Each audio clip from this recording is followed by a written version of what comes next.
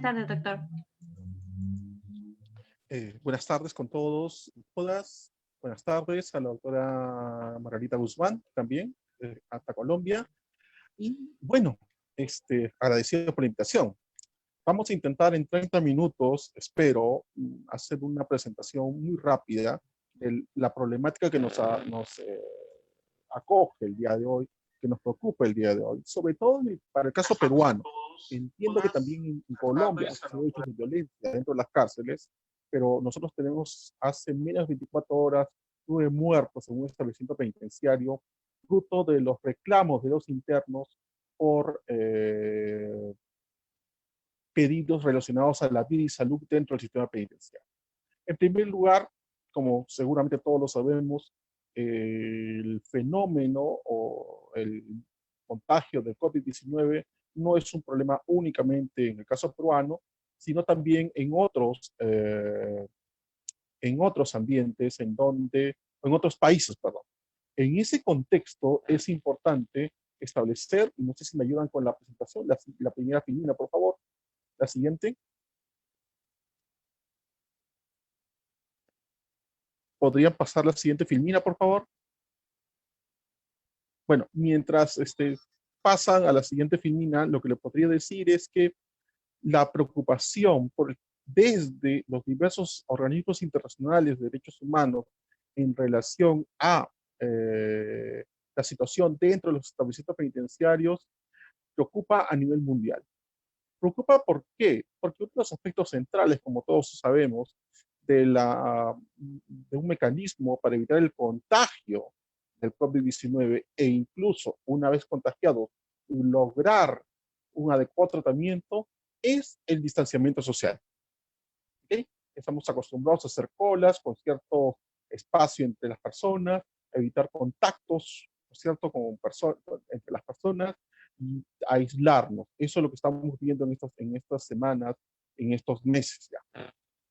¿Cómo lograr una situación de de distanciamiento social necesario en un ambiente como la cárcel, en donde los espacios son reducidos y en donde adicionalmente tenemos un alto nivel de hacinamiento?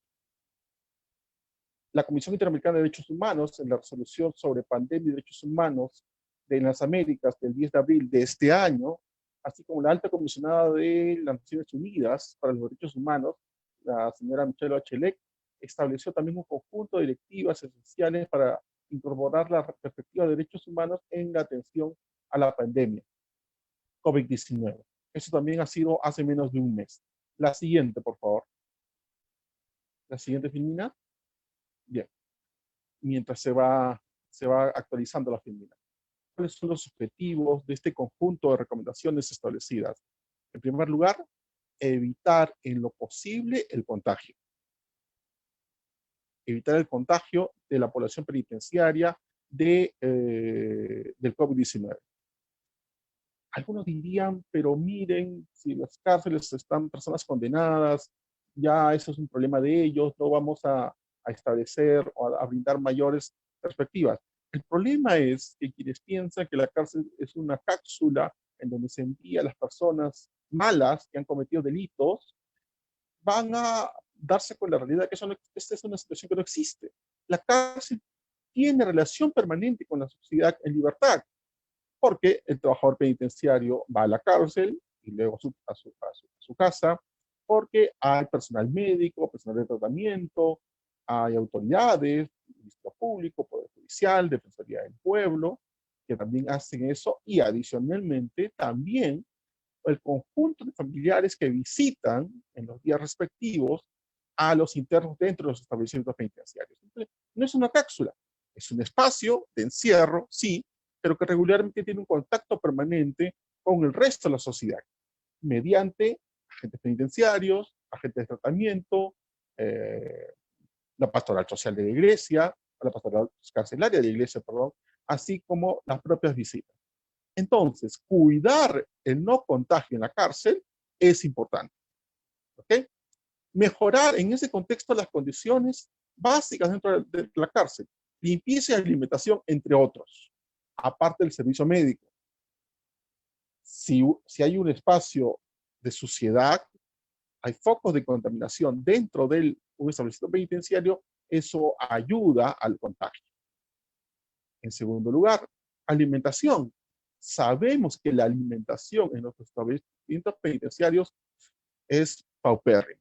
En muchos casos, las visitas llevan alimentos de todo tipo, productos de limpieza, etcétera, a los internos. Cortada las visitas para evitar contagios, es evidente que hay que reforzar el tema de alimentación para evitar que las personas que están dentro de los penales sean personas que estén débiles y por ende sean más fáciles de ser contagiadas. ¿Okay? Y adicionalmente a ello, se establecen entonces también o son necesarias medidas para evitar el hacinamiento, disminuir el hacinamiento en todo caso, el hacinamiento que ya tenemos. ¿Ok? Esto con la finalidad de garantizar en lo posible, cierto, que se den contagios y en caso de darse contagios, el tratamiento dentro de las cárceles sea los adecuados. Esto es importante no solamente para los internos, sino también para el personal penitenciario. Hay que garantizar vida y salud de los 97.000 internos y los más de 11.000 trabajadores del INPE que están a cargo de las cárceles. Lograr un distanciamiento social, evidentemente, y retirar, y aquí viene un punto importante, retirar de los establecimientos penitenciarios a aquellas personas que se encuentran en una situación de especial vulnerabilidad. Sabemos que hay personas que por diversas circunstancias son más proclives al contagio y en caso de ser contagiadas son más proclives a poder tener como resultado final la muerte. Mayores de edad, personas de 60, 65 años, adultos mayores, madres gestantes, madres con hijos menores de edad, etc. También se podría pensar en ese contexto, y el documento de la Comisión Interamericana, así como el de la alta comisionada de Naciones Unidas sobre Derechos Humanos, la necesidad, por ejemplo, de lograr que aquellas personas que tengan penas muy bajas también puedan ingresar rápidamente al establecimiento penitenciario mediante la figura de indulto o similares que tenga la legislación en cada país. Pero eso está en relación con la parte de los sentenciados. ¿Qué sucede con los procesados? Respecto a los procesados, lo que las recomendaciones plantean es reiterar, reforzar el pedido de que la prisión preventiva sea un espacio, o en todo caso una opción, mejor dicho, de utilización únicamente en los casos de estricta necesidad. En ese contexto, ¿okay? Habría que establecer mecanismos para impedir el ingreso a los establecimientos penitenciarios. ¿Cuál es nuestra realidad penitenciaria? Ustedes observan una parte de ella, pero plantearía señalando que tenemos más de 97.111 internos. 97.111 internos que se albergan en los 68, 69 penales del país. En estos penales, en verdad, no tienen capacidad para albergar 97.000 personas. La capacidad decretada formalmente o informada formalmente por parte de la Administración Penitenciaria es de 40.137 plazas. Por lo tanto, tenemos un hacinamiento a una sobrepoblación de 140%. De ellas, el 36% tenemos en calidad de procesados y el 64% en calidad de, 36% en calidad de procesados, 64% en calidad de sentenciados. ¿Cuáles son los ámbitos donde se van a trabajar? En todo caso, se podrían trabajar mecanismos para disminuir la población penitenciaria. Procesados, básicamente, variación de la prisión preventiva. ¿Hemos tenido avances al respecto? La verdad, muy pocos. Han habido variaciones de prisión preventiva por comparecencia o por detención domiciliaria con ocasión del COVID-19, muy pocos. En lo que se ha planteado, variaciones de medidas. ¿Okay? Pedido la variación de la medida de prisión preventiva por un arresto domiciliario o por una comparecencia a correcciones, en caso yo considere, interno, mediante mi abogado, que mi permanencia dentro del establecimiento penitenciario incrementa el riesgo para mi salud y para mi vida, obviamente. ¿Se han dado libertades en ese contexto? Sí, muy pocas, la verdad. Se requiere esfuerzo de los abogados, se requiere tiempo, se requieren recursos. Y en ocasiones también se requiere que el caso sea llamativo en los medios de comunicación para que esto se pueda dar. ¿Hay debate respecto a esto? Sí. Porque pudiera ser que quienes están siendo liberados tengan ese derecho. Por supuesto que sí. Pero también en relación a que hay muchas personas en iguales o peores condiciones que por falta de recursos no pueden acceder a este tipo de libertad. Entonces, en materia de procesados como tales, tenemos muy pocos avances. Sentenciados. ¿Qué pasa con los sentenciados? Ahí tenemos varios mecanismos para lograr libertades. Uno, beneficios penitenciarios. En teoría sería una salida o un mecanismo para lograr la disminución del hacinamiento penitenciario. ¿Funciona? No. No, en tanto, en primer lugar, hay un conjunto de delitos que se encuentran limitados en acceso a los beneficios. Es decir, del 100% de internos, hay un amplio porcentaje que no pueden acceder a beneficios penitenciarios. Y en los pocos casos en donde hay delitos o internos por delitos que podrían ser o tramitar un beneficio penitenciario, hay poca apertura de los magistrados a conceder estos beneficios penitenciarios. Bien, eso sucede en general, antes de la crisis sanitaria. ¿Qué sucede después? Bueno, después, hoy día, mejor dicho, tenemos un gran problema, que los beneficios penitenciarios no pueden ser tramitados adecuadamente. Porque los jueces que tenían a su cargo el trámite de estos pedidos no están trabajando. Se han creado juzgados de emergencia. Ha habido una resolución administrativa para establecer que estos juzgados de emergencia son competentes para tramitar beneficios penitenciarios. Bien, pero hay problemas operativos. La documentación, los expedientes administrativos y judiciales, en donde está la documentación que sustenta los pedidos, están en los juzgados ordinarios. Problema de acceso. En segundo lugar, imaginen ustedes que son abogados, ¿no es cierto?, de un interno que quiere solicitar un beneficio penitenciario. Recién, en medio de la crisis. Problema. Como todos sabemos, para solicitar un beneficio penitenciario debemos acumular un conjunto de documentación. Constancias, evaluaciones, certificados, copia de sentencia, etcétera, etcétera, etcétera. Que lo tramita el área de tratamiento y el área administrativa del establecimiento penitenciario. Hoy día esos trabajadores no tienen contacto con la población penitenciaria y en muchos casos no asisten a los establecimientos penitenciarios por una razón básica: protección de su salud. ¿Ok? Y menos habría la posibilidad de poder hacer entrevistas personales de evaluación. O sea, dificultaría demasiado.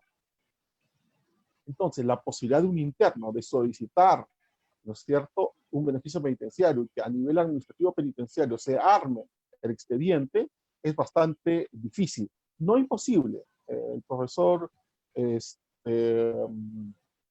recuerdo el nombre, pero ha habido un debate en redes respecto a si es factible o no que esto pueda suceder. O sea, que yo pueda presentar una solicitud de tratamiento penitenciario. En teoría sí, la norma no me lo impide, pero para efectos prácticos hay muchas dificultades para que un interno de un establecimiento penitenciario en la actualidad pueda llevar hasta la instancia judicial una solicitud de beneficios penitenciarios. En segundo lugar, la conversión de penas. Es un mecanismo que, como todos sabemos, existe en el Perú para lograr que en ciertos casos una pena privativa de libertad la pueda convertir en una pena no privativa de libertad. Y el gobierno ha dado, en ese contexto, la norma es el decreto legislativo 1459. Esta norma es interesante porque dice que permite la excarcelación de internos por omisión a la asistencia familiar.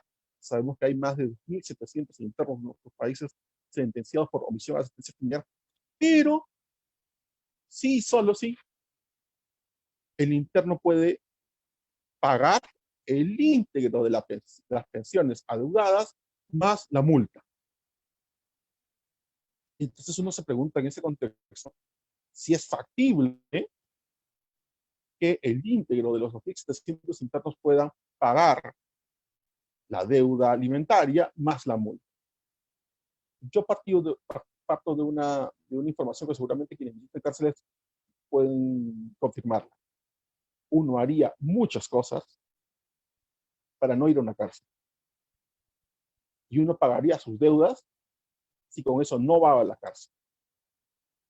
No dudo que haya algunas situaciones extremas de personas así que no desean comprometerse con sus hijos y no desean asistirlos económicamente. Pero en la gran mayoría de casos, las personas sentenciadas por omisión de asistencia familiar son personas que no pudieron pagar esta pensión.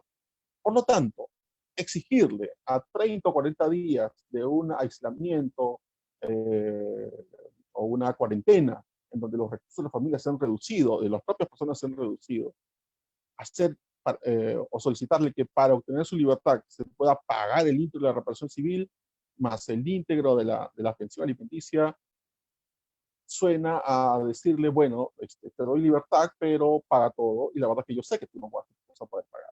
De hecho, de los 2.700 personas que pudieran acceder a esta conversión, hasta el momento no más de 200 personas han logrado pagar el íntegro de la reparación y están en proceso de obtener su libertad. Estamos hablando de menos del 10% de esos 2.700. ¿Okay?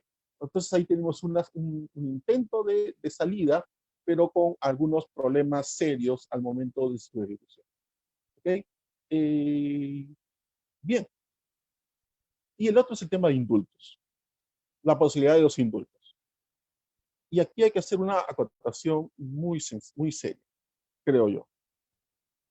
Evidentemente los internos están pidiendo ser indultados, pero ellos mismos saben, y quienes de alguna manera mantienen o mantenemos vínculos laborales en relación al sistema penitenciario, sabemos que los internos también saben, también conocen, que no todos van a ser indultados.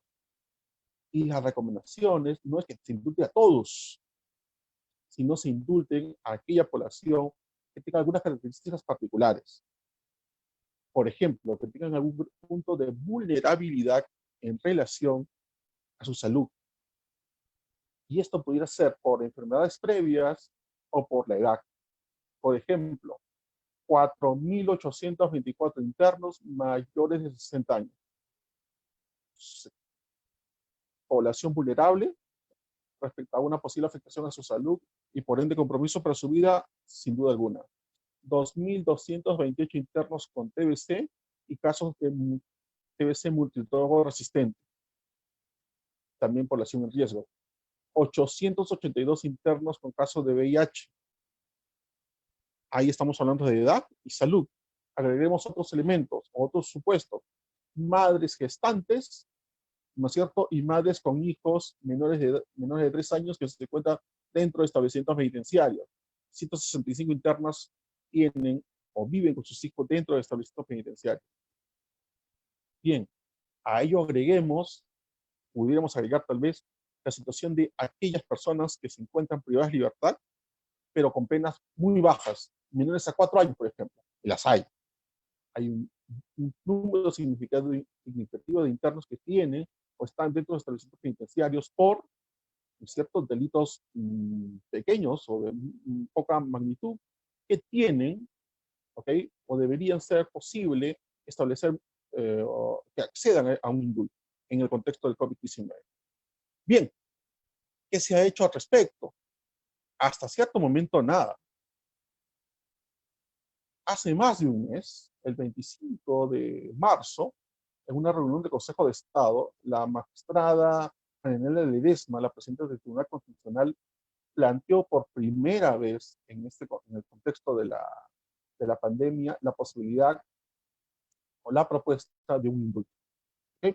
De alguna manera, la Comisión Episcopal de Acción Social previamente ya había manifestado internamente esta necesidad y la doctora Marianela Ledesma asumió esta idea y la propuso en el Consejo de Estado.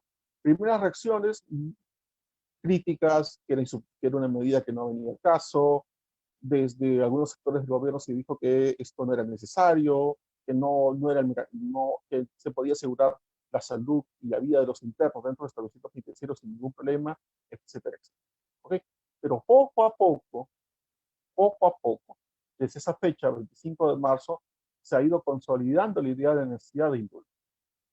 Expertos como el profesor José Luis Pérez Guadalupe, personas como abogados como el propio profesor Gustavo Pedraza y otros han planteado en diversos ámbitos la necesidad de un indulto para lograr una disminución de la población penitenciaria que ayude a prevenir y a atender los casos de contagio dentro del ámbito penitenciario peruano.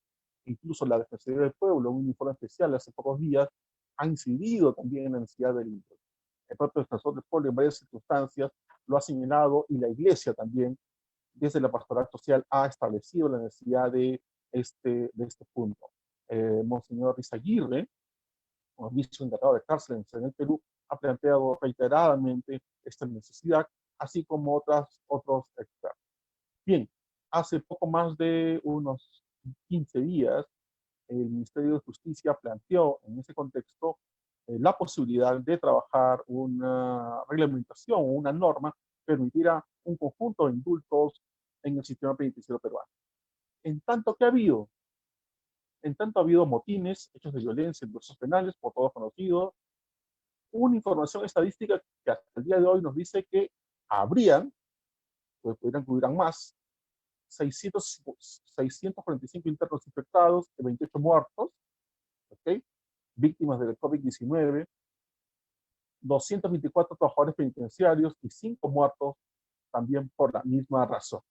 En ese contexto, tenemos entonces el Decreto Supremo 004-2020 Justicia, que busca o establece supuestos especiales para la evaluación y propuestas de gracias presidenciales, y lo plantean en 3 ámbitos: indultos humanitarios, indultos comunes, conmutaciones comunes, en el marco de la emergencia sanitaria que vive en nuestro país. Para ir terminando, realizando una evaluación de este Decreto Supremo 004-2020 de Justicia. Indulto humanitario, ¿qué duda cabe? Es un mecanismo, es una figura de adecuada utilización de estos supuestos. Indulto común también. ¿Ok? Conmutación. Yo me preguntaba si era necesaria la conmutación en estos casos. ¿Por qué? La conmutación, como todos sabemos, es una reducción de la pena. ¿Cierto? Usted tiene 15 años de pena privativa de libertad, se la reduzco a 8, 10, 11. La reducción que yo establezca desde la Comisión de Gracias Presidenciales y el Presidente de la República. A ver, si yo reduzco la pena en el marco de la emergencia sanitaria para lograr que la persona dentro de 2 o 3 meses pueda acceder a su libertad, porque ya va a cumplir pena, ¿tiene sentido ello? No. Lo que necesitan son libertades inmediatas. Si reduzco la pena para que justamente mañana pasado ya pueda salir, en verdad que estoy básicamente indultándole. Otra forma de conmutación podría ser convertir la pena privativa de libertad en una no privativa de libertad. Como por ejemplo en el caso de Chile y entiendo que de Colombia, no estoy seguro. La expositora lo señalará con mayor detalle. En ese caso, convertir una medida de cárcel en una forma de prisión domiciliaria, por ejemplo, que dure cierto tiempo o durante el tiempo que continúe su condena, ¿podría ser una opción? Sí, solo sí. En la legislación nacional nosotros tuviéramos como pena la detención domiciliaria. Y la verdad es que no la tenemos. La detención domiciliaria o el arresto domiciliario solo conforman una de las posibilidades, ¿verdad?, de restricción de libertad durante el proceso, pero no una vez sentenciado. Entonces yo diría que básicamente lo que tenemos en la norma es una figura de indulto humanitario y una figura de indulto común. Bien, el indulto humanitario son los mismos supuestos que el indulto humanitario común, los que establece el Decreto Supremo 004-2020, no. Varían. regularmente el indulto humanitario se ha previsto para las situaciones cuando el reo, ¿no es cierto?, padece enfermedad terminal, están en los últimos estadios de una enfermedad que va a originar la muerte. Supuesto 1. Segundo, dice, cuando el reo padece enfermedad no terminal grave que se encuentre en etapa avanzada, progresiva, degenerativa e incurable, dice. Además que las condiciones carcelarias puedan hacer o colocar en grave riesgo su vida, salud e integridad. Es decir, no es una enfermedad terminal, no está en fase terminal, pero es una enfermedad que por sus características hace que su permanencia en la cárcel incremente su posibilidad de morir o imposibilite o dificulte un adecuado tratamiento. Y luego, el tercer supuesto del indulto humanitario común, por así decirlo, dice cuando el reo se encuentra afectado por trastornos mentales, crónicos, irreversibles, etc. Bien, el 004 2020 nos dice que los supuestos indultos humanitarios son otros. Dice el interno o interna padece una enfermedad crónica en etapa avanzada, con riesgo de infección por COVID-19 y el desarrollo de complicaciones conforme a lo señalado por el Ministerio de Salud. Enfermedad crónica en etapa avanzada, no terminal, etapa avanzada. ¿Ok? Es una enfermedad crónica. Ahí hay que establecer las condiciones a partir de términos médicos. ¿Ok? Pero ojo, no basta que sea crónica, que sea avanzada, sino que el riesgo de infección del COVID-19 sea alto en relación a este tipo de dolencia. ¿Okay? Conforme lo señalado por el Ministerio de Salud. Es decir, el Ministerio de Salud ha establecido un conjunto de enfermedades, ¿cierto?, que hace que una persona sea, por así decirlo, más propensa, más sensible a poder ser infectada. En este caso, estoy en el supuesto del indulto humanitario. Y también dice aquellas personas que padecen enfermedades crónicas que teniendo en cuenta las condiciones penitenciarias se consideren vulnerables al contexto del COVID-19. Dice, de otras enfermedades crónicas, ya no en etapa avanzada, ya el requisito de etapa avanzada desaparece en este segundo punto. Bueno, entonces estamos hablando de personas que por su condición médica, se encuentran en riesgo de ser contagiados o en todo caso, si ya están contagiados, su permanencia dentro del sistema penitenciario incrementa la posibilidad de un desenlace fatal. Bien, este es el indulto humanitario en el marco del COVID-19. Pasemos ahora a las figuras de indulto común. 5 supuestos. 1, que sea madre y permanezca con su niño o niña de establecimiento penitenciario. Mujeres. Que se encuentren en estado de gestación. Mujeres. Que su condena efectiva o redimida se cumpla en los próximos 6 meses. Esté por cumplir la pena privativa de libertad. ¿No? Faltan 4 meses, 5 meses, 6 meses para cumplir mi pena, ¿no es cierto? Y en esos casos la persona podría obtener su libertad.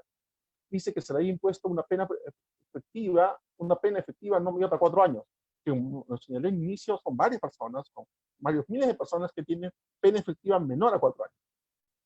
Y dice que sean mayores de 60 años, adultos mayores. Todas estas personas podrían solicitar un indulto común. Sí y solo si sean internos primarios, o sea, reincidentes no ingresan en esta posibilidad, no registran condenas por otros delitos o no registran medidas de coerción personal que supongan violación de libertad, prisión preventiva, por ejemplo, por otro delito.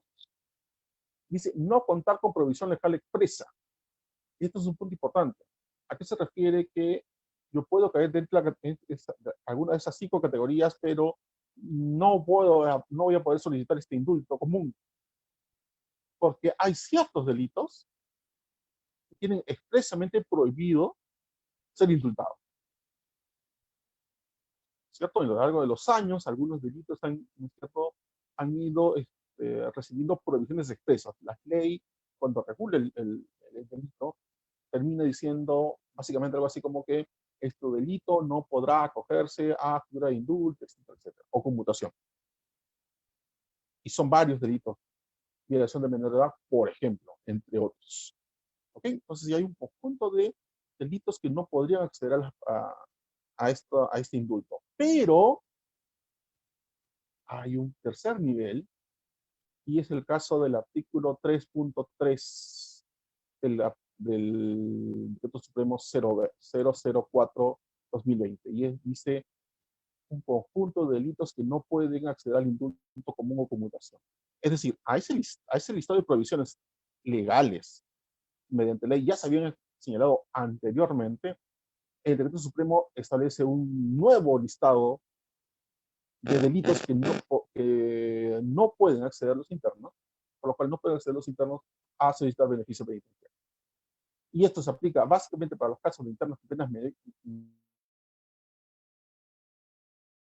a 4 años y para aquellos que tengan más de 60. Entonces, puedo tener una pena menor a 14, menor a 4 años, puedo tener más de 60 años, puedo no tener puedo ser primario, perdón, puedo no tener otro mandato de prisión preventiva o similar, puede que mi delito, el delito que he cometido, no tenga provisión legal de ser indultado, pero si está en el listado de provisiones que establece el Decreto Supremo, no puedo acceder al beneficio penitenciario.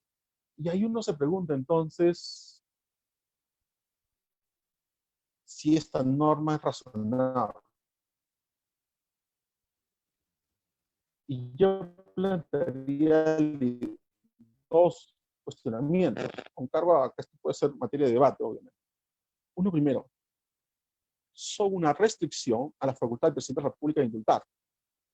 La ley dice, señor presidente, usted no puede indultar a los internos que tienen, a los internos que han cometido este tipo de delitos. Perfecto. Y regularmente esa prohibición la da una ley, una norma con rango de ley, decreto legislativo, etc. No un decreto supremo, no una norma reglamentaria. Yo diría si un decreto supremo tiene la capacidad para hacer eso. En todo caso, lo planteo como debate. Segundo aspecto. Las recomendaciones de Naciones Unidas, la Comisión Interamericana de Derechos Humanos nos plantea la necesidad de, mire usted, estamos ante una situación crítica, hay una emergencia sanitaria, de normas excepcionales de libertad, no para todos. Y en ese contexto, entonces, el Tribunal Supremo amplía los supuestos de prohibición que los que ya establecía las leyes regulares. Se entiende que en un contexto de emergencia sanitaria, donde la lógica es pro libertad, se dé una norma que restrinja los supuestos de indultos, creo que no. O en todo caso es un tema que podría ser debatido. ¿Ok? Bien, un segundo aspecto que llama la atención en este caso del indulto es el tema del trámite. ¿Ok? En el caso de un indulto humanitario, la verdad que es un trámite muy, muy rápido, muy efectivo, que tiene que la finalidad verificar si en verdad se está dando una de las situaciones médicas que establecen la norma. Así que sobre eso yo no tendría mayor comentario, salvo que efectivamente se intenta agilizar o establecer un trámite mucho más rápido. Mi preocupación va respecto al indulto común. En dos aspectos. Uno, no se ha establecido plazo máximo de duración de la tramitación de este indulto. Y en segundo lugar, una preocupación en punto a la técnica legislativa. A ver, en el caso chileno, y entiendo también en el caso colombiano, lo que se requiere para ser indultado es que uno se encuentre dentro de los supuestos que establece la norma para ser indultado. ¿Cierto? La norma me dice, los supuestos son A, B, C, D. Si usted calza en alguno de ellos y no están dentro de las prohibiciones, usted es liberado. Punto. En el caso del Decreto Supremo 004-2020, parecería existir una valoración en relación a el tratamiento penitenciario o el grado de resocialización, porque dice expresamente, ¿no es cierto?, que en los casos de Secretaría Técnica de la Comisión de Indultos lo considere necesario, que puede convocar a los funcionarios de establecimiento penitenciario, dice, para acreditar la participación del interno en el tratamiento penitenciario y su conducta durante su permanencia en la carcelería. Entonces, estoy ante un indulto basado en la existencia de ciertos supuestos que en caso de cumplirlos dé por resultado mi libertad, o estoy ante el supuesto de situaciones que me dan derecho a pedir un indulto, pero igual que en un caso común fuera de la emergencia del COVID-19, se va a realizar una evaluación sobre la evaluación, perdón, una evaluación, perdón, disculpe el error, una evaluación sobre mi grado de resocialización, redactación. Ok, y para eso entonces yo necesitaría tener acceso a toda la documentación, informes que están dentro del ámbito penitenciario, tendría que pedir un informe actualizado del grado de resolución actual del interno. Yo entiendo que la norma no debería buscar eso. Y puede ser un problema de técnica de redacción, pero hay que tener cuidado ahí. Repito, las normas, la chilena y la colombiana, entiendo, establece supuestos, ¿no es cierto? Supuestos de hecho, si usted que es mayor de tal edad, si usted tiene pena por cumplir, etcétera, etcétera, usted automáticamente accede a un inducimiento, en verdad, vamos a tener trámites de indulto engorrosos y lentos. ¿Okay? Yo creo en general, para ir ya finalizando con ideas de cierre, que estamos en una situación en la cual es necesario entender que hay una pandemia, que la pandemia está planteando mecanismos excepcionales respecto a nuestras libertades. Todos nos hemos acostumbrado a la prisión de nuestras libertades, incluso laboral, en estas semanas o meses. En el contexto penitenciario, la emergencia sanitaria tiene que establecerse como lógica de trabajo en punto a lograr la libertad de ciertas personas, no de todas, ¿cierto? Bajo diversos mecanismos, que ya lo hemos señalado anteriormente, ¿cierto? En la parte procesada, en la parte sentenciada. En el caso específico de indultos, creo yo, que es un mecanismo de deshacinamiento rápido, no el único, tiene que ir acompañado de otros. Pero todas las medidas que se puedan dictar respecto a este punto tienen que tener un objetivo claro y marcado. Si yo planteo que tengo una población de 2.700 internos por omisión de justicia familiar, creo que no es estable o razonable establecer un requisito que haga que del 100% solamente un mínimo porcentaje vaya a lograr su libertad. Y lo mismo en el caso de los indultos humanitarios o comunes que plantea el decreto supremo 004/2020. Entonces, la idea era establecer un conjunto de supuestos que permitieran la libertad de las personas, haciendo acotaciones muy específicas para que esto no se convierta en un mecanismo de impunidad ni liberación indiscriminada, porque nadie plantea eso. Nadie plantea que todos los internos salgan, ¿no es cierto? Digámoslo de esa manera. Nadie plantea que violadores, terroristas, feminicidas, etcétera, sean puestos en libertad. Esa no es la propuesta. Es identificar sectores vulnerables, sectores de baja pena, situación de madres gestantes o con hijos, etcétera, etcétera, un conjunto de población que pudiera acceder rápidamente a una situación de indulto. ¿Okay? Creo que la norma, siendo buena en su objetivo, tal vez no podría ser perfeccionada. Es un tema de hacer rápido. Y ese es uno de los puntos que los internos han venido reclamando en estos últimos días en los diversos establecimientos penitenciarios del país. Yo quería, ahora sí, terminar esta última opinión planteando lo siguiente. Los internos en estos días están reclamando medidas para garantizar su vida y salud. Y también los trabajadores penitenciarios. Garantizar su vida y salud. Como toda persona frente a esta pandemia. Pero debemos reconocer que los niveles o las posibilidades de contagio en un ambiente cerrado y hacinado para internos y para personal penitenciario se incrementa mucho mayor nivel que lo que tenemos las personas en libertad. En este contexto, los reclamos de los internos y de los propios trabajadores penitenciarios en cierto momento en esta semana no son actos de insubordinación descabellados, no son búsquedas de violencia innecesaria, son básicamente búsquedas de obtener mecanismos de liberación en los casos que sean necesarios. Y en los casos de personas que van a permanecer dentro de establecimientos penitenciarios, atención básica para su salud. ¿Ok? Creo que ese es un punto a tener en cuenta. Bien, yo creo que me he excedido algunos minutos en mi presentación. Lo único que quería señalar es que hay aspectos en materia de procesados, en materia en donde el Poder Judicial y el Ministerio Público tiene también muchas cosas por hacer y habría que ver la necesidad de también plantear algunas normas específicas para esos temas. Disculpen por los minutos que me he excedido, yo lo dejaría ahí hasta que surgieran algunas preguntas. Gracias.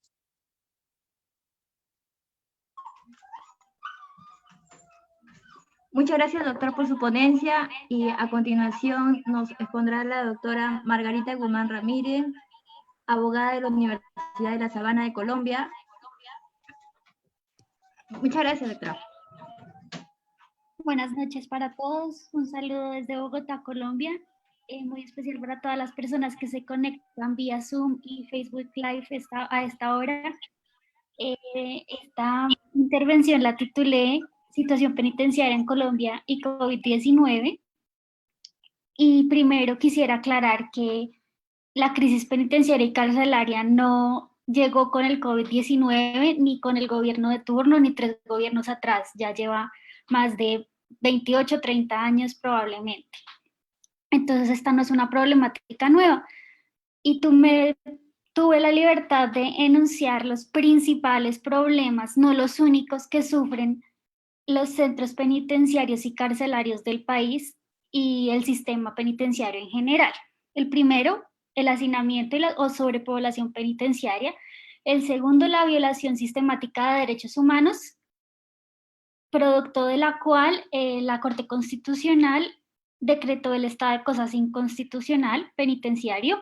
El tercero, el punitivismo y el fracaso de la política criminal en Colombia. El cuarto, condiciones precarias e instalaciones no aptas para la reclusión de seres humanos. Quinto, la corrupción en el sistema penitenciario. Sexto, la falta de atención del gobierno nacional a la crisis. Y por si fueran pocos los problemas que enuncié anteriormente, llega el SARS-CoV-2, COVID-19, a los centros penitenciarios y carcelarios del país, a exacerbar la crisis que vive el país hace unas décadas. Entonces, el primer punto de hacinamiento va en sintonía con lo que había comentado el profesor Luis Francia. En Colombia también sufrimos de una sobrepoblación penitenciaria y es obligación del Estado brindar las condiciones mínimas de dignidad y subsistencia a estas personas. En Colombia se hablan de cupos y hay un total de 80.000 cupos disponibles para privación de la libertad de personas en el territorio colombiano. Sin embargo, hay un desfase de más de 120.000 personas, por lo cual también en la misma línea del doctor Luis Francia se puede inferir que por este mismo hacinamiento es imposible que se cumpla la norma del distanciamiento social en los centros de privación de la libertad. A esto se le suma el postulado que la mayoría de las personas privadas de la libertad no han sido condenadas. Esto es pues que su presunción de inocencia sigue incólume y ojalá pudieran defender su presunción de inocencia en libertad. Sin embargo, se ha vuelto regla general la privación de libertad mientras la persona está siguiendo un proceso penal y no como la norma lo dice que debería ser la excepción. Las cifras oficiales para el año 2019 del INPEC dicen que Colombia tiene un hacinamiento del 53.58%, lo cual creo que es una cifra que puede que no esté coincidiendo con la realidad, ya que no más en la cárcel de Villavicencio el hacinamiento supera el 110%. El segundo problema el estado de cosas inconstitucional a raíz de la violación sistemática de derechos humanos. Y es que internacionalmente se ha establecido como un estándar el tratamiento que se le da a los PPL, población privada de la libertad, o sea, el tratamiento que el Estado le da a las personas privadas de la libertad como un indicador o como un estándar del respeto de los derechos humanos por parte del gobierno hacia los ciudadanos. Entonces, no, de esto inferimos que el gobierno y el Estado colombiano no es muy respetuoso para con los derechos humanos de sus ciudadanos. En el año 1998, mediante la sentencia T-153, la Honorable Corte Constitucional declara el estado de cosas inconstitucional en el sistema penitenciario y carcelario debido a la violación masiva y sistemática de derechos fundamentales de los reclusos, que más allá del hacinamiento, también son los tratos crueles e inhumanos que sufren durante su reclusión, violación a los derechos como salud, educación, alimentación, derechos familiares, recreación, entre otros. Pero ¿qué es entonces el estado de cosas? ¿Qué es el estado de cosas inconstitucional? Es una declaración judicial de la Corte Constitucional en la cual declara que se ha en efecto configurado una violación masiva y generalizada de los derechos fundamentales, en este caso de las personas privadas de la libertad. Este estado de cosas inconstitucional se ha reiterado a lo largo de los años, pero ¿qué se ha hecho para contrarrestar esta crisis penitenciaria? La verdad, no mucho. Medidas que sean realmente efectivas, ninguna. Lo que sí ha generado es que el estado de cosas inconstitucional ha alimentado todo un repertorio de artículos académicos, literatura jurídica, pero en la práctica no se ha avanzado mucho hacia el mejoramiento de la crisis penitenciaria. ¿Y por qué? Yo personalmente creo que como la población privada de la libertad no tiene derecho al voto y el cuerpo de custodia tampoco, es por eso que puede ser una población un poco olvidada por los políticos y por las personas que manejan la agenda nacional.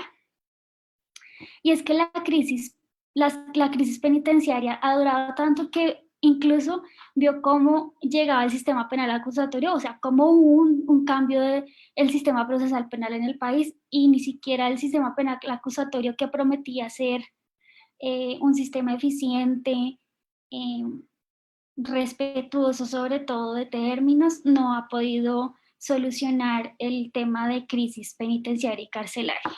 El tercer problema es el fracaso de la política criminal en Colombia y el punitivismo. Y en este punto sí quisiera decir que no soy yo la que dice que la política criminal ha fracasado, es toda una corriente de académicos y abogados que aseveran que en efecto Colombia carece de una política criminal eficiente. Y es que en los últimos años la política criminal abandonó el fin resocializador de la pena y la única teoría que se cumpliría ahí es la de retaliación, retribución, convirtiendo los centros penitenciarios y carcelarios del país en verdaderos depósitos humanos, porque el trabajo no es para todos, la educación no es para todos, y no quedándoles más opciones que tener una vida totalmente fuera de toda posibilidad de educación, de trabajo, de oportunidad, es decir, resocialización en los centros penitenciarios y carcelarios de Colombia no hay. Por el contrario, sí se ha convertido en una universidad del delito. Allí los que no habían cometido punibles aprenden a cometerlos y los que sí habían cometido aprenden a cometerlos de una manera más profesional. Entonces la política criminal abandonó ese fin de resocialización y por el contrario, al parecer la política criminal solo sirve para aumentar la popularidad del gobierno y de algunos políticos. Y es que en Colombia se han propuesto proyectos de acto legislativo sobre cadenas perpetuas, penas de muerte y toda la población sale a aplaudir a esos proponentes. Sin embargo, yo prefiero, más allá de hablar de populismo punitivo, que es lo que acabo de explicar, hablar de punitivismo, porque no solo se queda en el punitivismo no solo se queda en la creación de nuevos tipos y en el aumento de penas, sino también en la mentalidad y del colectivo social respecto de la privación de la libertad. Y es que Colombia es un país que tiene una fascinación por la cárcel y la privación de la libertad. Aquí la vecina le dice chismosa a cualquier persona y ya, es un término muy coloquial decir que se pudra en la cárcel. Entonces es una fascinación por la cárcel, por la privación de la libertad que nos han vendido que es el remedio para todos los males, y ya que todos hablamos hoy en día en vocabulario de salud, la cárcel no es el remedio para todas las enfermedades, es como si los médicos recetaran el mismo fármaco para toda una gama y variedad de anomalías de salud. Aquí pasa lo mismo. En Colombia tenemos una gama amplísima de bienes jurídicos tutelados por el derecho penal, que para mi gusto ya es una exageración, y para la gran mayoría la privación de la libertad es la solución. Entonces, pues esta mentalidad también espero que con la cuarentena de muchos y el sentimiento de impotencia por no poder salir cambie. Aquí también quisiera recalcar que la última ratio como principio general del derecho penal ha quedado totalmente sin mucha validez, porque ahorita parece que el derecho penal es la primera ratio y no la última, todo lo quieren criminalizar.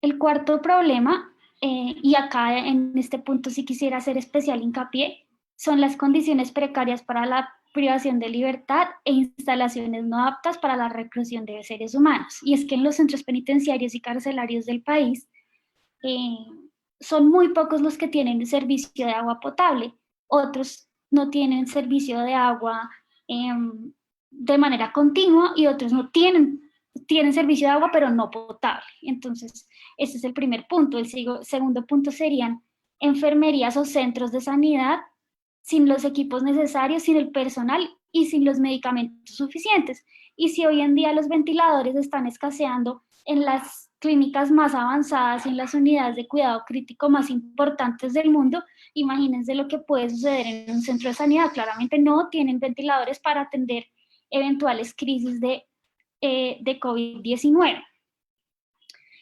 Y el tercer punto aquí de este problema es los entornos insalubres con defectos estructurales y sistemas no aptos para el adecuado tratamiento de desechos humanos. Acá también puse entre paréntesis plagas. Entonces, en los centros de privación de la libertad de Colombia, el tema de salubridad no es que sea el más cuidadoso con los desechos humanos, con el control de plagas, con el tema de limpieza, desinfección, y se suma a todo lo anterior que los elementos de aseo personal de las personas privadas de la libertad son muy escasos.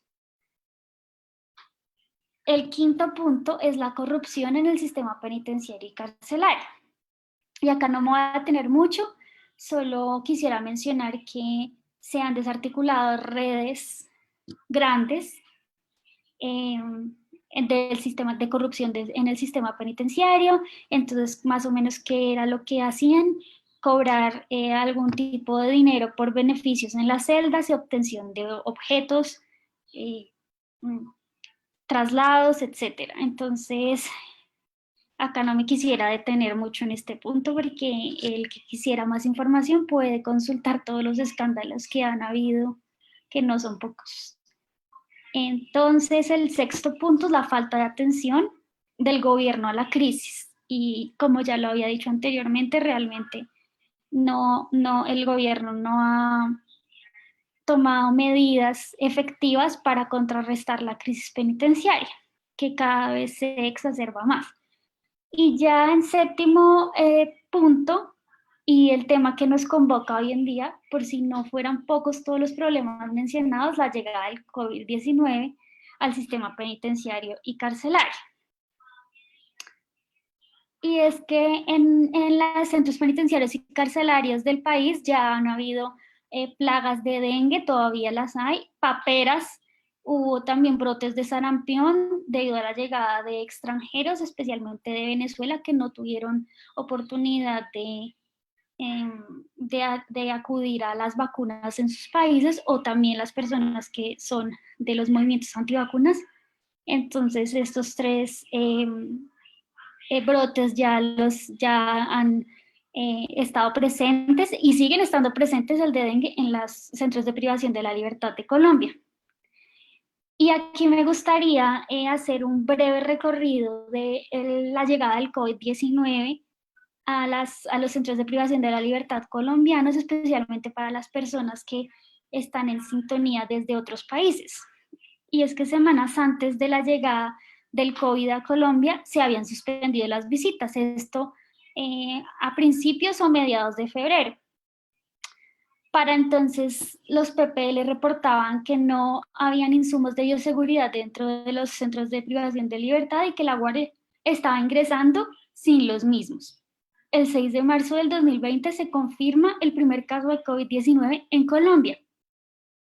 El 11 de marzo la Organización Mundial de la Salud declara el COVID-19 como pandemia. El 12 de marzo el presidente Iván Duque Márquez anuncia declaratoria del estado de emergencia económica, social y ecológica y la puesta en marcha de rigurosas medidas. El 20 de marzo inicia el simulacro de aislamiento preventivo obligatorio en Bogotá, al cual se adhieren en diferentes ciudades. Y durante ese simulacro, la noche del 21 de marzo, hay motines en diferentes centros penitenciarios y carcelarios del país. Producto de estos motines, en la cárcel La Modelo de la ciudad de Bogotá, alrededor de 83 personas fueron heridas y 23 personas fallecieron. En este punto, la ministra de Justicia aseveraba que era un plan criminal de fuga y otros miembros del gobierno nacional aseguraban que era un plan del ELN. Sin embargo, todo esto a lo largo de los días no pudo ser comprobado. Las personas privadas de la libertad en la cárcel La Modelo aseguran que fueron más de 30 personas las que perdieron la vida en la noche del motín. El simulacro tuvo un empalme con el inicio de la cuarentena el 25 de marzo. El 14 de abril se expide el decreto 543 de 2020, por el cual se adoptan medidas para sustituir la pena de prisión y la medida de aseguramiento de detención preventiva en establecimiento penitenciario y cárceles por la prisión domiciliaria y detención domiciliaria transitorias.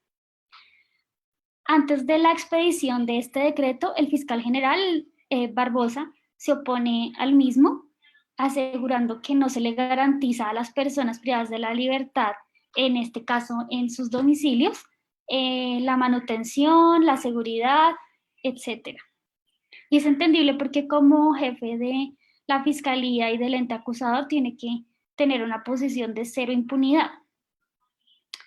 Sin embargo, se expide el decreto.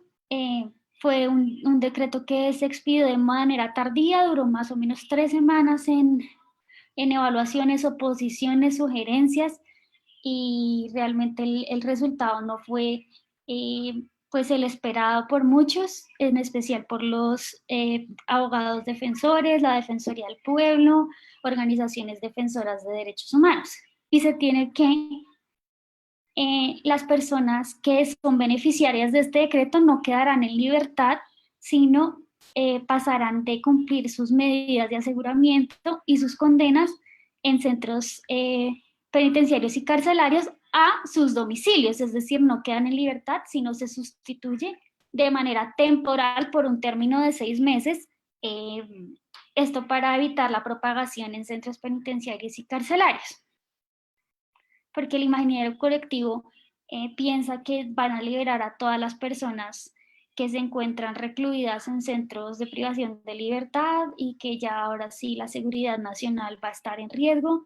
Sin embargo, como es bien sabido, la mayoría de personas que en situación de delito no se encuentran privadas de la libertad, sino gozando de su libertad por temas económicos, beneficios, etcétera. Y entonces hay una lista de beneficiarios que tienen mucho sentido, algunos ya los mencionó, son parecidos a los mencionados por el doctor Luis.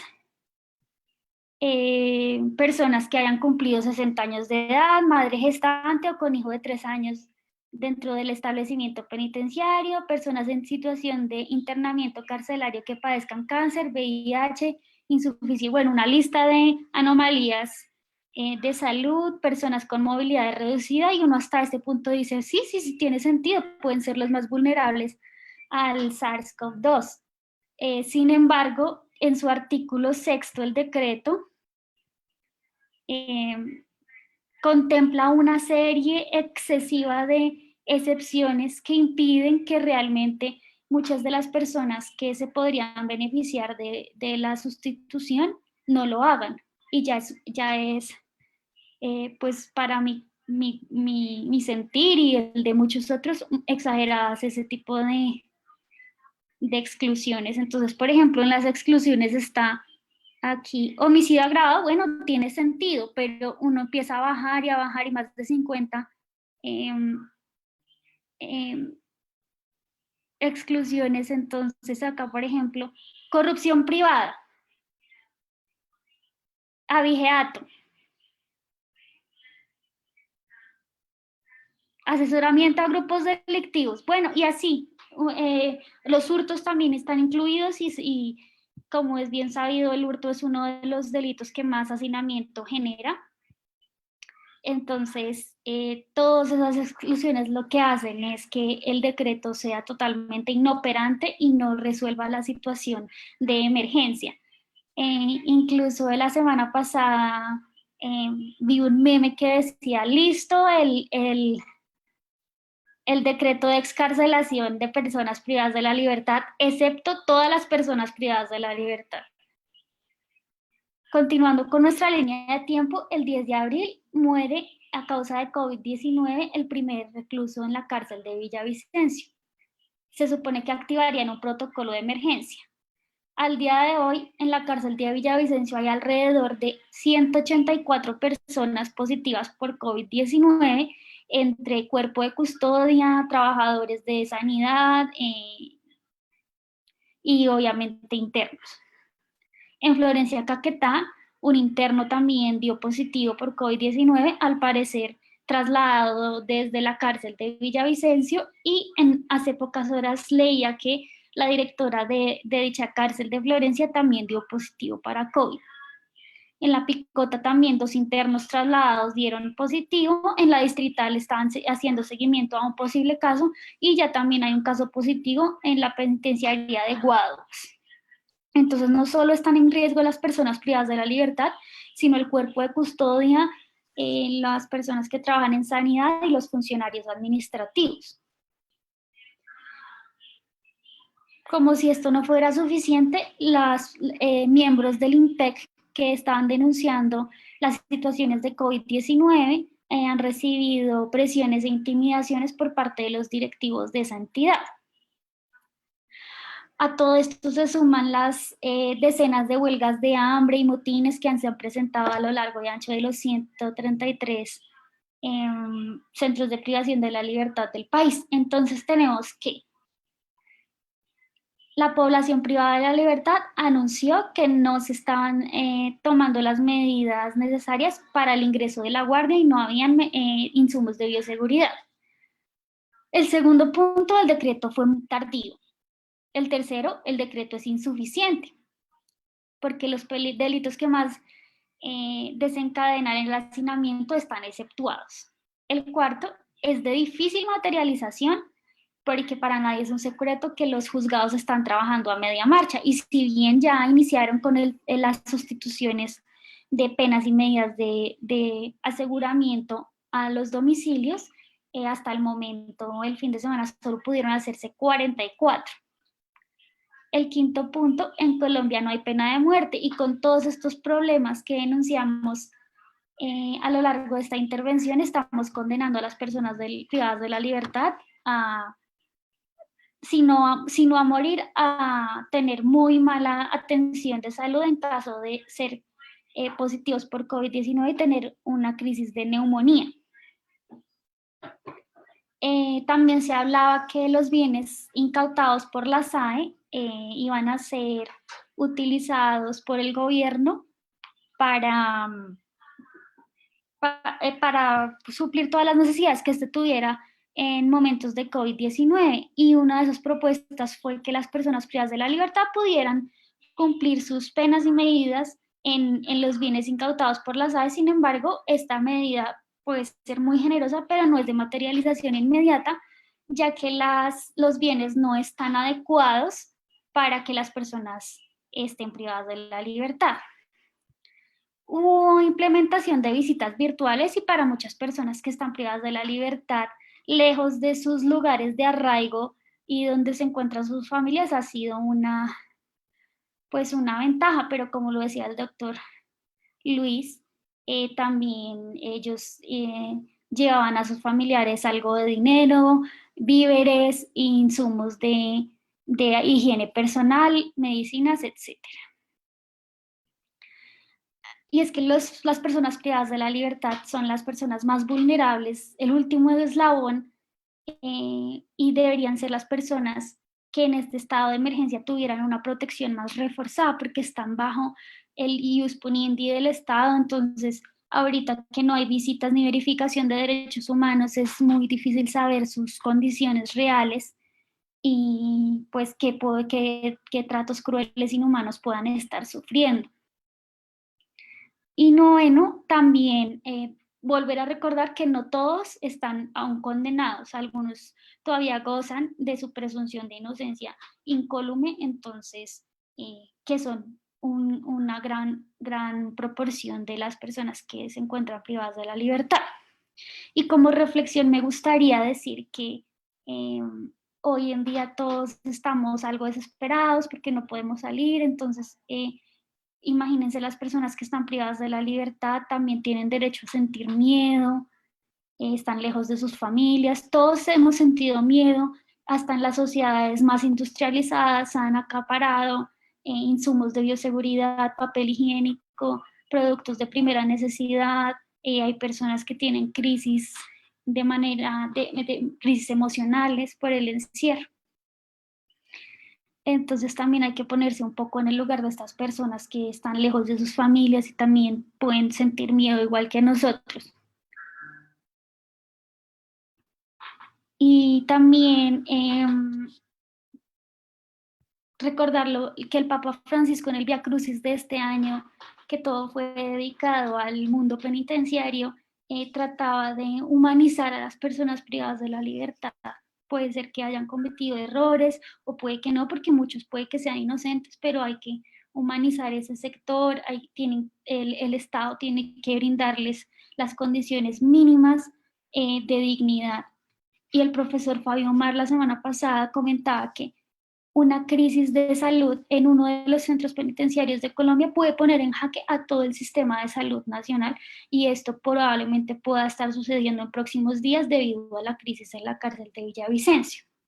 Y las propuestas son las siguientes: aplicar ya los mecanismos existentes para poder descongestionar. Entonces, a los jueces de conocimiento, que no se les olvide que existe, por ejemplo, el principio de oportunidad en modalidad de suspensión del procedimiento a prueba, también empezar a implementar la doble conformidad, a las personas extranjeras en situación de delito, mirar si se puede optar por su expulsión antes de ir a incluirlos en un lugar donde ni siquiera tienen un lugar digno para cumplir su reclusión. Se debe propender por la apertura a medidas alternativas. No solamente la privación de la libertad es el único camino que existe, y también debe haber un trabajo coordinado de todas las entidades estatales, no solamente Ministerio de Salud, Ministerio de Justicia, sino de varias instituciones del Estado, propender por la justicia restaurativa y por qué no considerar un jubileo. Esto se ha dado en varios países, normalmente con la visita del Papa, pero sería un buen momento para considerar un jubileo. Muchas gracias a todos por su atención. Con lo anterior, termino mi intervención. Espero haber estado en el marco del tiempo asignado. Muchas gracias nuevamente.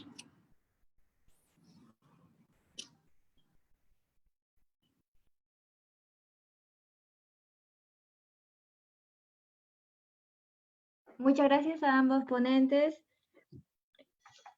En el Facebook realizan 2 preguntas para los ponentes, en los cuales menciona: el COVID afecta intra como extramuros. A la propia población ordinaria no se le brinda atención. Basta darse una vuelta por los centros médicos, solo se atienden si los síntomas están avanzados. Si no, te mandan a tu casa sin mayor recomendación que no salir. El miedo de la infección está en todos lados. ¿No cree que es más miedo que el peligro real? Tal es así que hay más policías infectados y fallecidos que la población del penal. ¿Qué hacer al respecto? ¿Basta con que el Congreso dé una ley?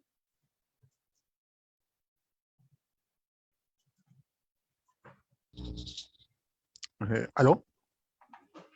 Sí, doctor, se le escucha. Sí, perfecto. A ver, evidentemente, ¿quién de nosotros no ha sentido miedo?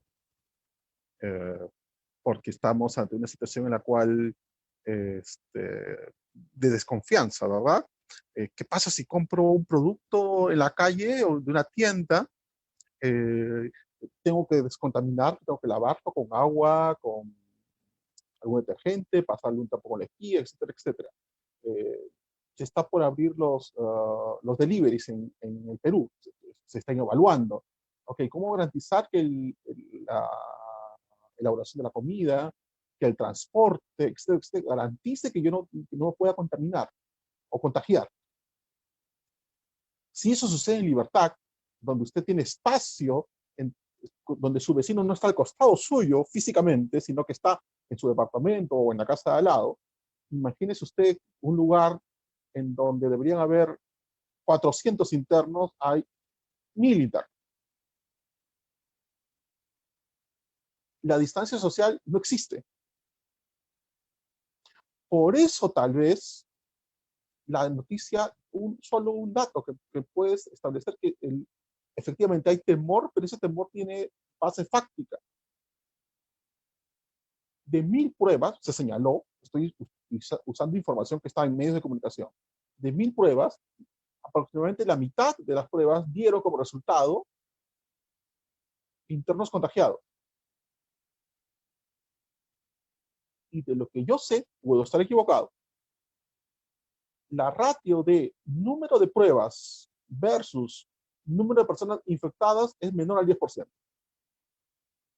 de ciudadanos en libertad. Si usted tiene que del 100% de pruebas que se toman en establecimientos penitenciarios, alrededor del 50% son personas infectadas, eso nos está mostrando efectivamente que hay un alto nivel de posibilidad de contagio, ¿cierto?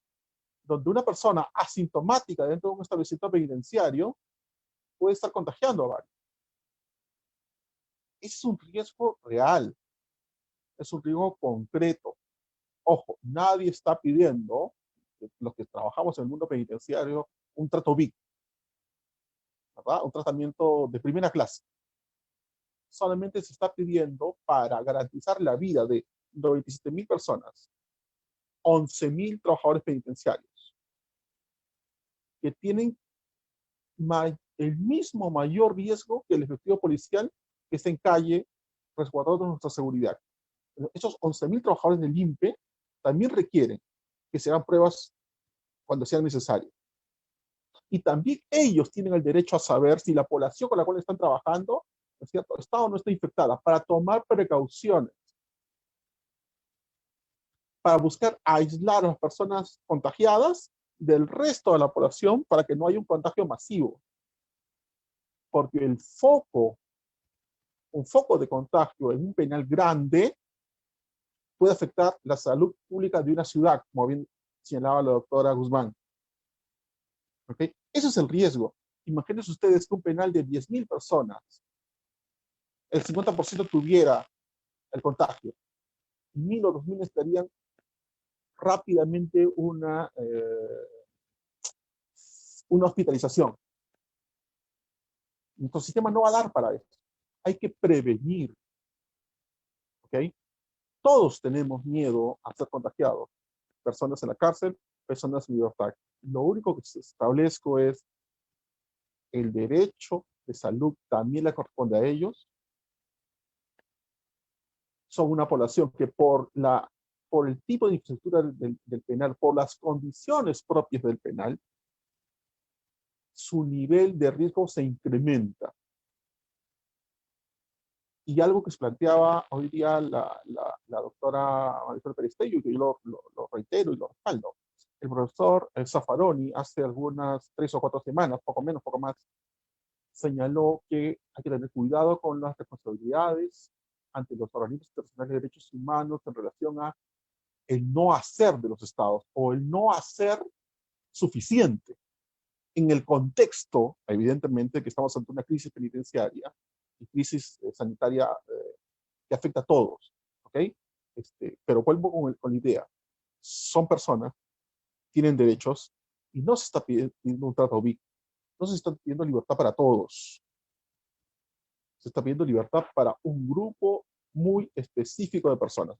Y creo que eso es necesario. Quienes hemos pasado por las aulas de derecho sabemos que existe una cosa llamada deber de garante.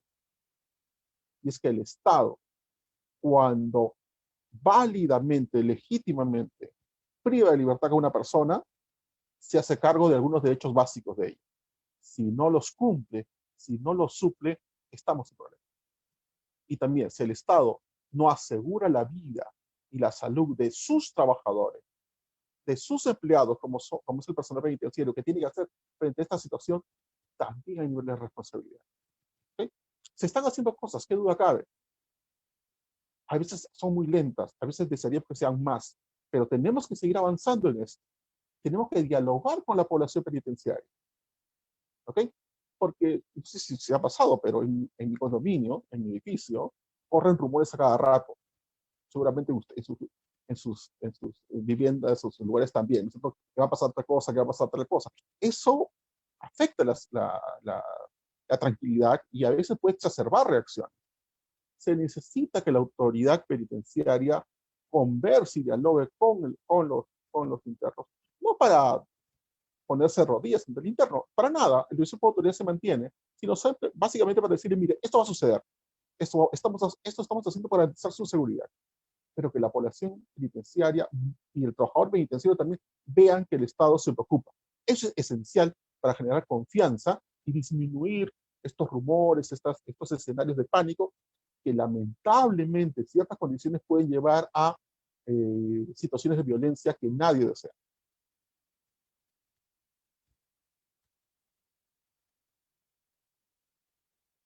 Concuerdo con lo que acaba de mencionar el doctor, solamente agregando que en efecto nadie estaba preparado para esta eventualidad. Todos tenemos miedos porque es la primera vez que vivimos algo así.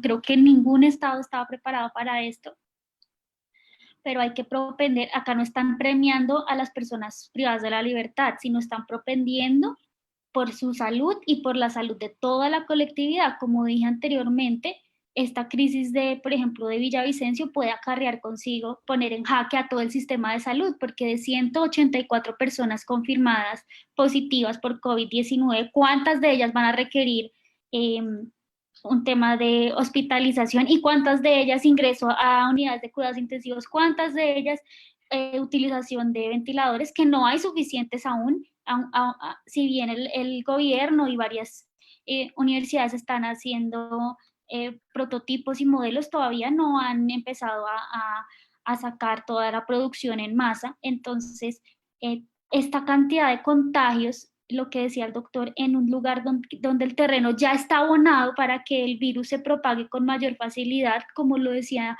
a lo largo de mi intervención, no hay condiciones de salubridad, hay hacinamiento, entonces no hay el tema de la distancia social, no se puede predicar allí. Entonces no se está premiando a las personas privadas de la libertad, sino se está propendiendo por salvaguardar su salud, la salud del cuerpo de custodia y la salud de toda la colectividad en general.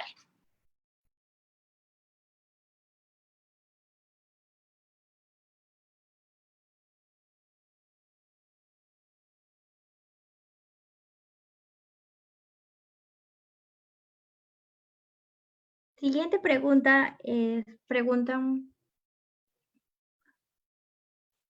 sabemos que hay grupos de internos que no podrán salir por más que quieran, como terrorismo, crimen organizado y delitos graves. ¿Qué hacer con esa población?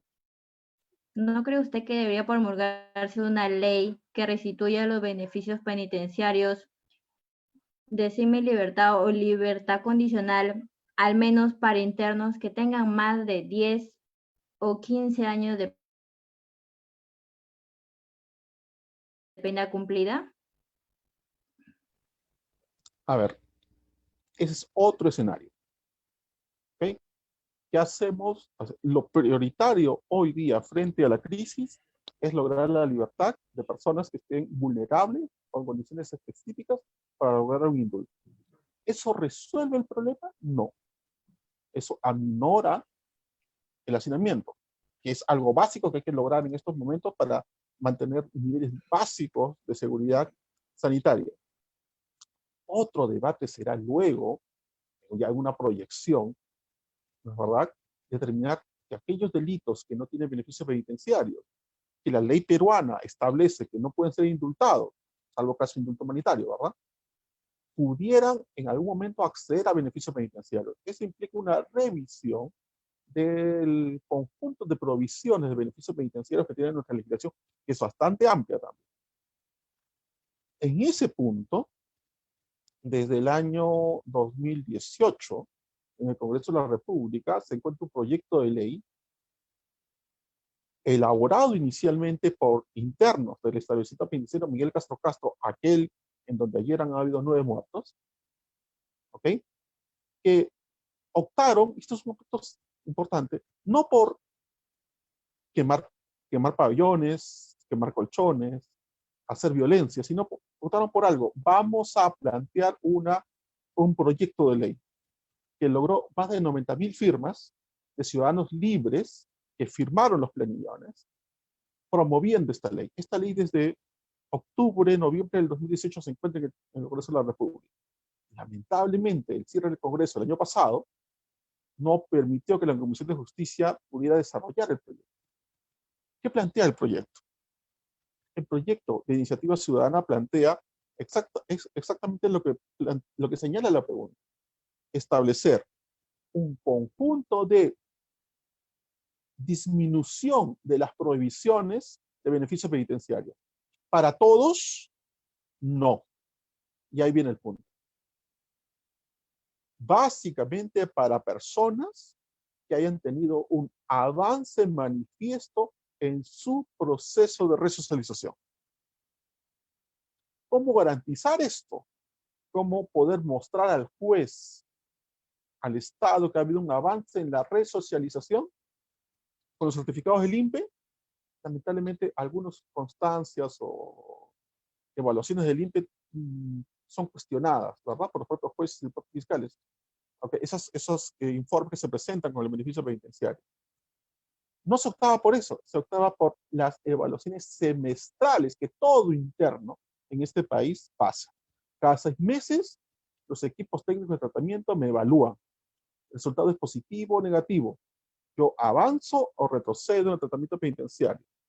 Voy de una etapa de mínima seguridad a una de máxima seguridad. Esas evaluaciones, los certificados de conducta del interno, etcétera, y otros tratamientos que no vamos a desarrollar acá porque no es la idea trabajar el proyecto de ley, ¿verdad?, buscan justamente establecer data objetiva que permita lograr que internos que están efectivamente resocializados, pero que la legislación vigente les prohíbe los beneficios, puedan acceder a ellos. ¿Okay? No obstante, también debemos ser claros que hay algunos delitos que por su especial gravedad van a seguir manteniendo las prohibiciones, pero la idea es pasar de un proceso legislativo que comenzó hace varios años de ir reduciendo los beneficios a comenzar a abrirlos paulatinamente. ¿Okay? Ir abriendo las posibilidades de que la libertad se dé para personas efectivamente resocializadas, porque ese es un punto que también hay que reconocer. Cuando se trabaja en el ámbito penitenciario se puede pecar de muchas cosas, pero no se puede pecar de ingenuo. que hay ciertos momentos en la historia de los beneficios penitenciarios en donde se consideran beneficios penitenciarios de manera indiscriminada. Y eso originó un descrédito de la figura, por lo menos en el caso peruano. Entonces, respondiendo concretamente a la pregunta, sí, yo personalmente entiendo que más allá de los indultos, más allá de las medidas concretas para esta emergencia, a futuro se pudiera trabajar la idea de ir abriendo la opción de beneficios penitenciarios no únicamente en punto al tiempo transcurrido en prisión, sino básicamente en punto a cómo poder demostrar objetivamente que hay un avance en la resocialización. Y eso me parece que es un trabajo a futuro que se puede trabajar con el Congreso de la República posteriormente, pero la emergencia es la emergencia. Hoy día necesitamos bajar el hacinamiento, retirar a la población vulnerable, ¿okay? Y eso es un paso que hay que dar de manera, creo, relativamente rápida, porque la crisis no espera.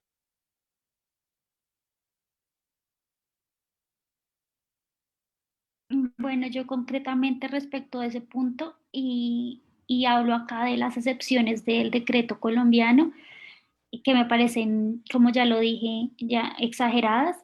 Yo sí, en mi sentir, las personas en esas condiciones de vulnerabilidad que no pueden ser beneficiarias debido a las excepciones, sí me parece que están en un plano de desigualdad y por ende a mí me parece que tiene unos vestigios de inconstitucionalidad del decreto.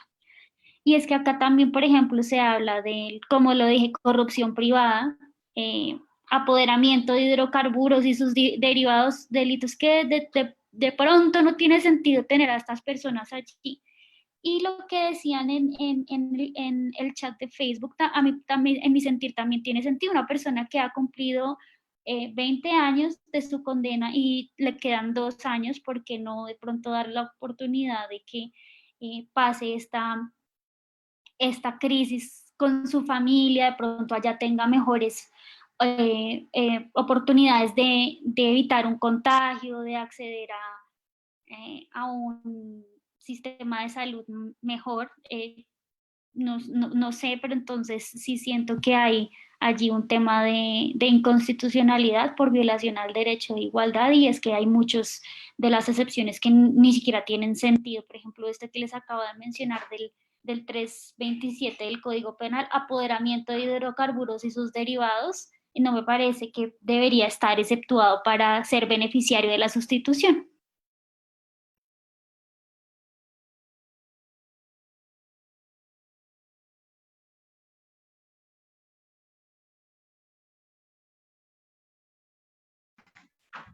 Tercera pregunta. ¿Cuáles son las alternativas por las que podemos optar para reducir el hacinamiento, además del indulto, que puedan ser aplicadas en este contexto de pandemia?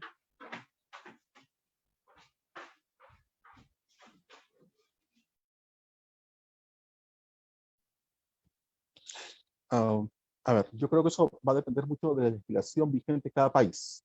¿Okay? Yo, para el caso de procesados, ¿okay? Plantearía, aparte de, obviamente, ahí no entran indultos, pero restricción a lo estrictamente necesario en los casos de prisión preventiva, revisión de oficio o a pedido de parte de los casos de prisión preventiva en donde el interno tenga alguna situación que ponga en riesgo su salud dentro del establecimiento penitenciario, muy similar a los que hablábamos de los sentenciados, ¿okay? El uso del grillete electrónico, ¿okay? Con una mayor nivel de, una mayor cantidad. No tenemos menos de 40 grilletes electrónicos funcionando en este país. ¿Okay? Tenemos más de 2 años de aplicada la figura, hay que ampliarlo. Se puede retirar a personas procesadas aplicando la figura del grillete electrónico. Ya para el caso de sentenciados, 2 caminos. Uno, conversión de penas, ¿okay? Para algunos tipos de delitos, ¿okay? De una figura privativa de libertad que una no privativa de libertad. Por ejemplo, omisión de asistencia familiar. ¿Ok? Podemos incluso hasta ver una figura de, ok, yo le concedo la conversión, pero si en 6 meses usted no comienza a pagar, revierto la medida. Dar una oportunidad de libertad. y conversión así para otro tipo de delitos que impliquen baja peligrosidad, bajas penas, y trámite de los beneficios penitenciarios que sí pudieran acceder en estos momentos a algún tipo de interno. Es decir, mecanismos para lograr bajar la población penitenciaria existen. Implica decisión política, implica que no solo es una labor del Ejecutivo, no solamente es labor del Ministerio de Justicia, no solamente es labor del INPE, también está el Poder Judicial, también está el Ministro Público, y si hubiera el caso, debería estar el Congreso para dictar normas rápidas en este contexto. Lo que se necesita es una articulación que plantee esta idea. Ok, tenemos una sobrepoblación de más de 50.000 internos. ¿A cuánto necesitamos llegar para poder tener un manejo adecuado de las cárceles? Los indultos, según establece el Ministerio de Justicia, no van a superar los 3.000 casos. Ok, bajamos de 97.000 internos a 94.000. ¿Soluciona eso el tema del hacinamiento? Difícil. ¿Okay? Entonces, si no queremos tener un sistema hacinado en donde la vida y la salud de internos y trabajadores penitenciarios sean puestos en riesgo, hay que establecer una mirada de conjunto, con la finalidad de poder ir estableciendo criterios. Ojo, pero no tenemos el tiempo para una comisión de evaluación de propuestas que me demore 30 días y luego 30 días más se revé, se trabaja en comisiones. No, necesitamos cosas concretas. Y las hemos trabajado anteriormente en todos los países. Así que actuar sobre lo que se tiene, actuar sobre la emergencia y decidir si como Estado, no solamente como gobierno, como Estado, podemos y deseamos reducir la población penitenciaria en lo estrictamente necesario, ¿okay? Con el fin de evitar un contagio masivo y muertes masivas. Si optamos por eso, tenemos los caminos. Hay que ponernos en todo caso en marcha.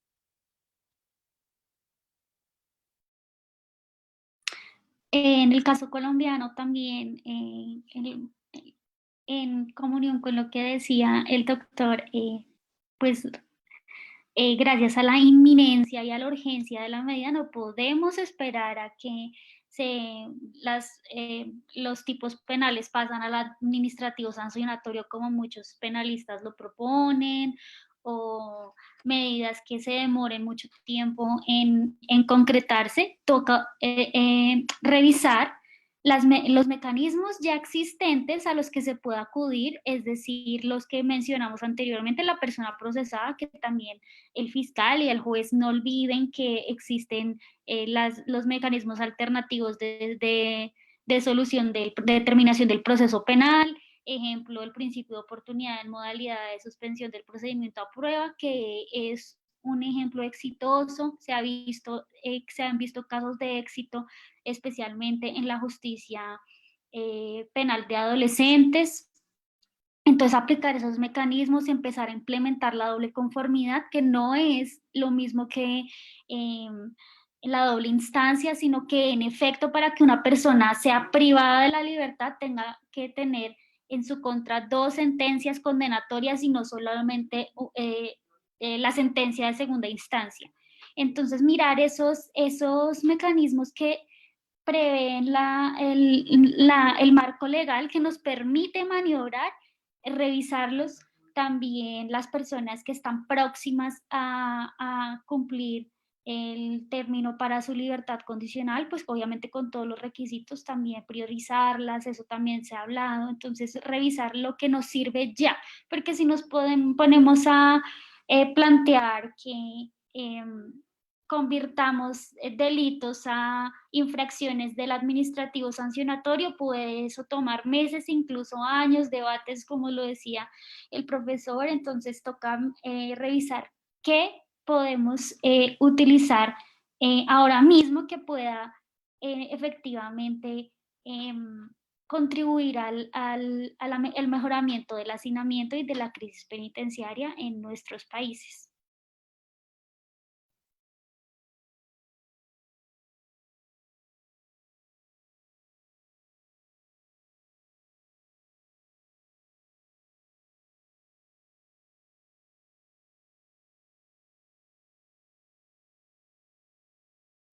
Una pregunta para el profesor Luis Francia. Desde su observación, ¿cuál es la aplicabilidad de los indultos de acuerdo al Decreto Supremo 004-2020? ¿A cuántos internos llegaría? Wow, esa pregunta es muy difícil de responder. Es que va a depender. Yo entiendo que la producción del Ministerio de Justicia, la planteada, son 3.000 internos. ¿Se pueden llegar a 3.000 internos bajo esas las variables existentes en el Decreto Supremo 004-2020? Sí. Pero van a, creo, depender de dos cosas. Uno, que los internos tengan soporte familiar. ¿Qué hago poniendo en libertad a una persona que no tiene familiar que lo atienda? Una persona mayor de 60 años, por ejemplo, que no tiene familiar que lo atienda, que no tiene recursos, que no tiene nada, que no hay personas que lo visite. ¿Por qué optamos? Por poner en libertad y pasar al conjunto de personas que están en las calles sin posibilidad de alimentación, de autosubsistencia, sin forma de asistencia a un nivel básico de salud. Ese es un punto importante y está en el decreto. El decreto indica que debe haber una persona que dé un soporte, ¿no es cierto? No que se haga cargo necesariamente, por lo menos que lo asista en niveles básicos. Es un aspecto importante. Uno segundo, está en relación a si el mecanismo de indulto que vamos a utilizar es un mecanismo de si estoy en los supuestos, me indultan, o si estoy en los supuestos y paso por una evaluación de mi tratamiento, recién me indultan.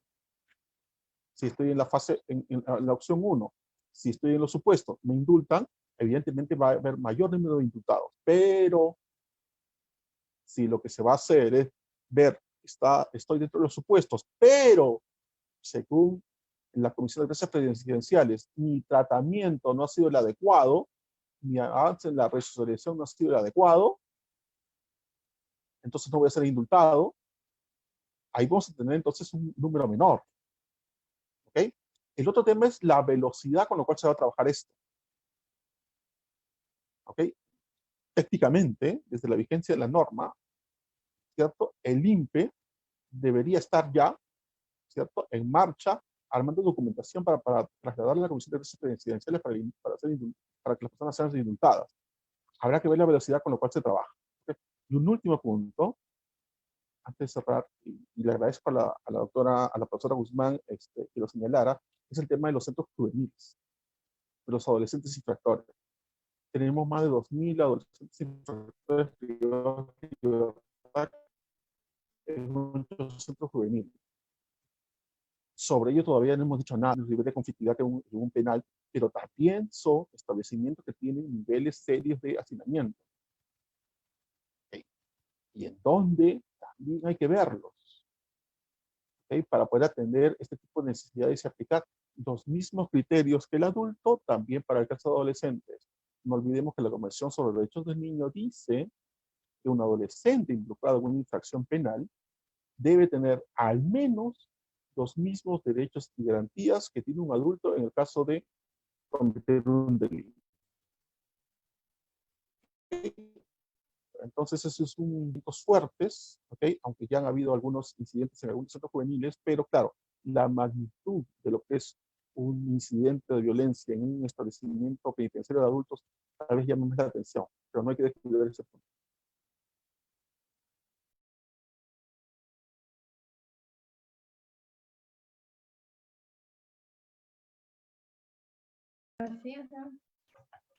El tema de la restricción de los beneficios penitenciarios es también causa de un hacinamiento. ¿Qué propuestas tienen para variar esta situación? Para ambos doctores.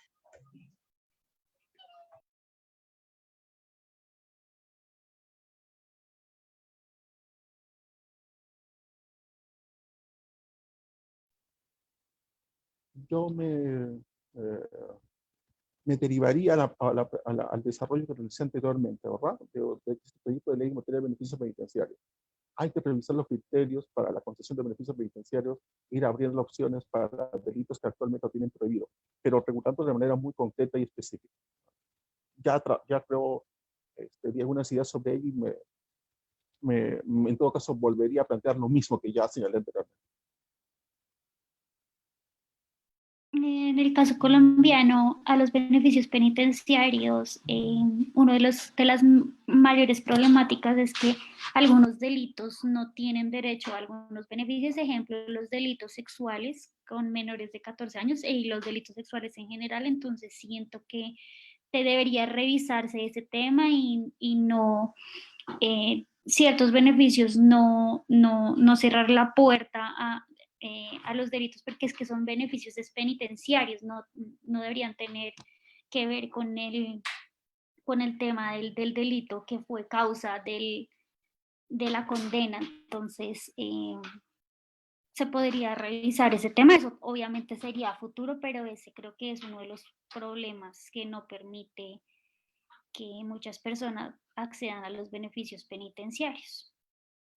No sería aplicable en este caso, como ya lo dije, por el tema de la urgencia, pero también revisar los requisitos, porque a veces es muy engorroso ponerle a una persona privada de la libertad a recaudar un montón de información si ni siquiera tienen obviamente servicio de internet o viven lejos de sus ciudades de origen. Entonces, por ejemplo, el tema de la comprobación del arraigo debería ser algo más célere, más expedito, más fácil de poder realizarse. No ponerle tantas trabas a las personas a la hora de solicitar un beneficio, porque si ya cumplen con los requisitos, no debería cerrárseles la puerta, porque ya bien gravosa es su situación.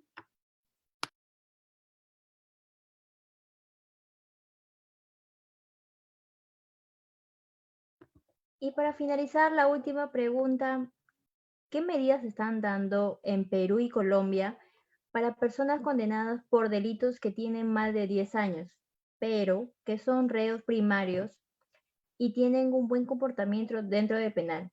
¿Qué pasa con el principio de humanidad de las penas?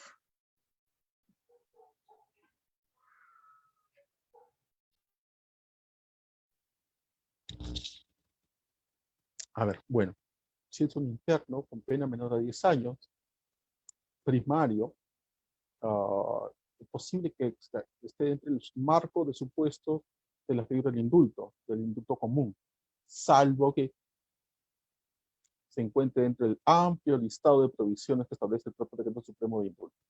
Si se encuentra en ese supuesto de prohibición por el tipo penal, la verdad que es muy poco, si ya está sentenciado. ¿Okay? Beneficio penitenciario, vuelvo a repetir, técnicamente le podría decir que sí, pero la posibilidad de tramitar un beneficio penitenciario con las formalidades que se requiere, como decía la doctora Guzmán, también en el caso peruano, de conjunto de documentación, certificados, copias, etcétera, etcétera, etcétera, lograr eso desde la cárcel es muy complicado. ¿Ok? Y luego que un juez de emergencia pueda evaluarlo de manera adecuada, eh, técnicamente es posible, formalmente es posible, pero la verdad que es muy complejo. Por eso yo creo que justamente hay que evaluar cómo va funcionando en estos primeros días el tema de indultos y la posibilidad siempre abierta de que toda norma es modificable y mejorable. Si en la próxima semana se puede observar que, mire, no se están logrando los objetivos con esta norma, reajustemos la norma de indultos. ¿Ok? No es malo modificar. La cuestión es que logremos modificaciones para lograr el objetivo. En este momento, vuelvo a incidir, el objetivo es bajar población, lograr deshacinar para poder controlar de mejor manera la crisis penitenciaria que va a existir en las cárceles. O sea, no hay forma de evitar, lamentablemente. ¿Okay? Y creo que sería la respuesta realista en ese momento. Concuerdo con el profesor Francia. Acá sucede lo mismo. La verdad es que, como ya lo mencioné también, no interesa mucho el tema de qué tantos años esté cumpliendo la persona, porque si ese delito está exceptuado de los beneficiarios de las medidas de sustitución, nada se podría hacer. Entonces también, en concordancia con lo que dice el profesor, aquí varios colectivos, no solamente de abogados, sino de defensores de derechos humanos, han solicitado que se revisen esas exclusiones porque en efecto, hay que modificar ese decreto porque es totalmente inoperante y seguramente la situación en próximos días y semanas va a exacerbarse y es muy válido modificar algo que no está funcionando y que se requiere pues que funcione, que opere de la manera que se espera. Y también, como lo dice el profesor, la idea es disminuir, aminorar lo máximo posible el tema del hacinamiento que no permite el distanciamiento social y no permite muchas veces acceder a las mínimas garantías de vida digna de las personas privadas de la libertad.